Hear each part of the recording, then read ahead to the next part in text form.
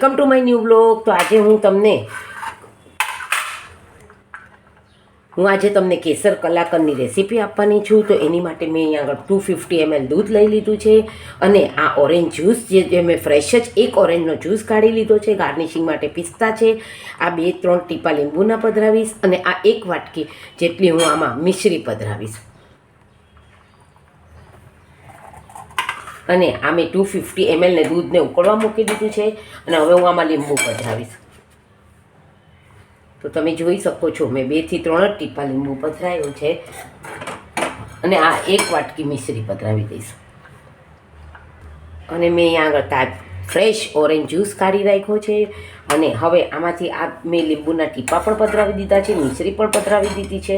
હવે આ હજી અડધું થશે પછી હું એમાં છેલ્લે ઓરેન્જનો જ્યુસ પધરાવીશ અને પિસ્તાથી ગાર્નિશિંગ કરીશ.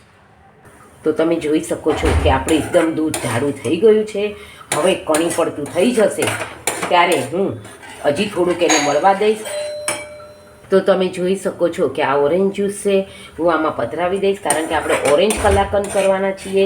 તો એની માટે મેં એકદમ ફ્રેશ જ્યુસ લીધો છે. હવે હજી આને કણી પડતું થઈ જશે ત્યારે હું એને એમાં પધરાવી દઈશ.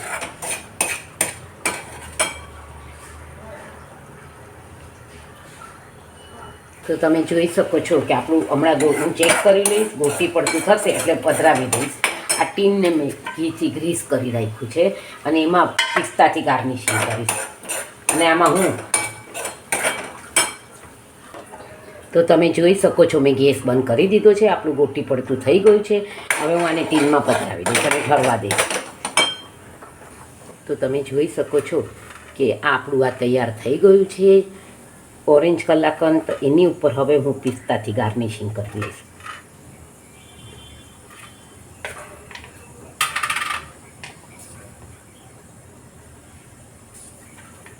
અને આના પીસીસ તરે પછી જરાક વાર રહીને કરીશ.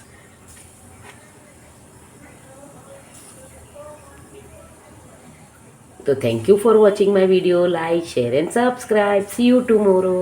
તો તમે જોઈ શકો છો કે આપણું ઓરેન્જ કલાકંદ તૈયાર થઈ ગયું છે. થોડુંક હજી ગરમ છે પણ મેં એનું એક પીસ કરી લીધું છે. તો thank you for watching my video. Like, share and subscribe. C you tomorrow.